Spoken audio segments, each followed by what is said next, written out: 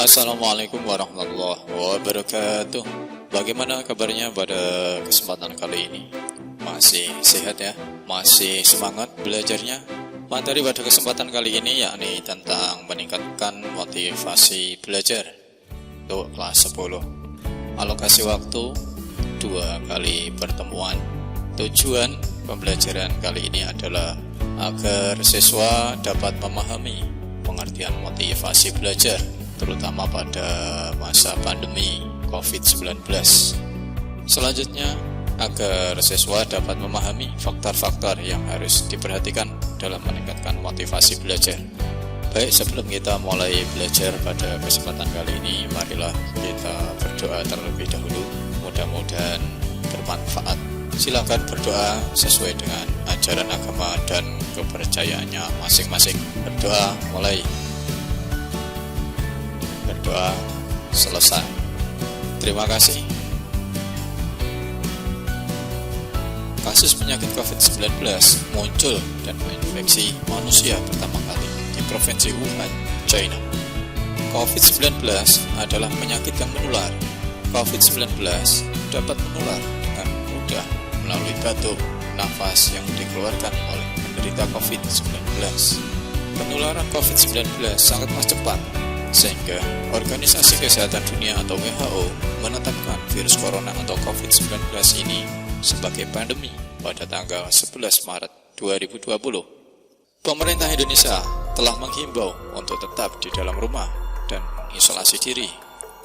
Pemerintah Indonesia menerapkan aturan PSBB atau yang merupakan singkatan dari pembatasan sosial berskala besar yang dibuat dalam rangka penanganan COVID-19.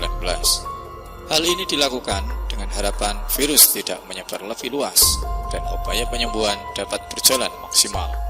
Dalam usaha pembatasan sosial ini, pemerintah Indonesia telah membatasi kegiatan di luar rumah, seperti kegiatan pendidikan yang telah dilakukan secara online melalui pembelajaran online. Pembelajaran online dilakukan dengan memanfaatkan teknologi, khususnya internet. Pembelajaran online dilakukan dengan sistem belajar jarak jauh, di mana kegiatan belajar dan mengajar tidak dilakukan secara tatap muka. Pembelajaran dilakukan dengan menggunakan media, baik media cetak maupun non-cetak.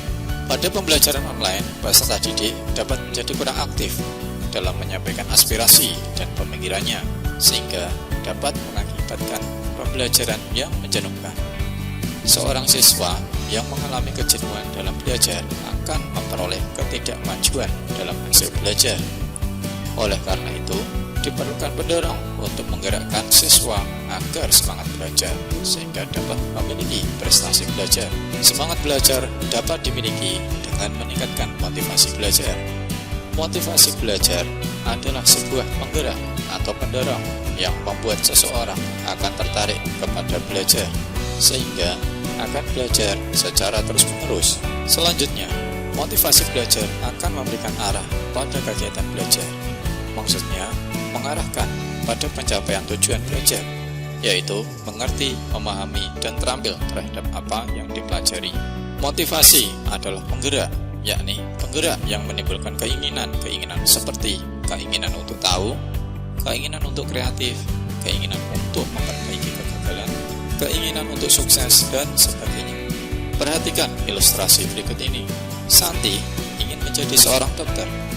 Maka setiap hari Santi selalu berusaha menyiapkan diri dengan sebaik-baiknya, mulai dari belajar, mengerjakan tugas-tugas, latihan soal, membuat catatan, diskusi, belajar kelompok, sampai berusaha memahami bagaimana seharusnya kepribadian sebagai seorang dokter.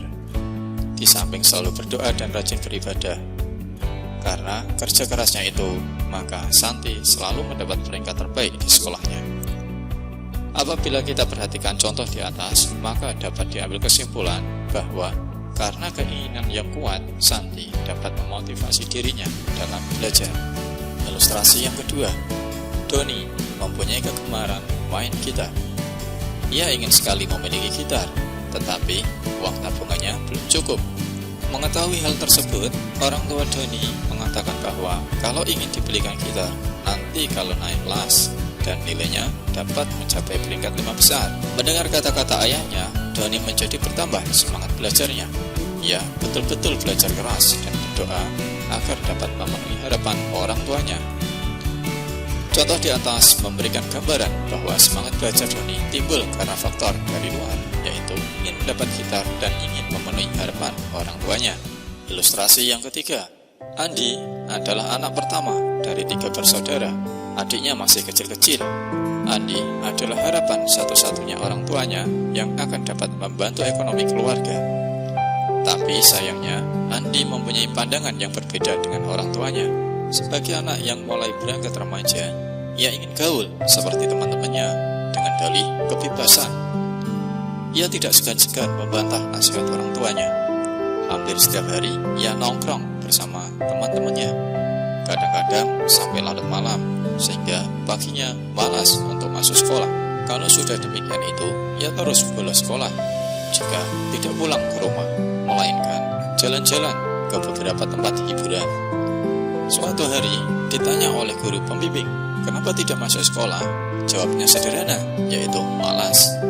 Memperhatikan cerita tentang Andi, timbul pertanyaan, kenapa Andi malas? Andi malas karena pada dirinya tidak ada motivasi. Mengapa tidak ada motivasi?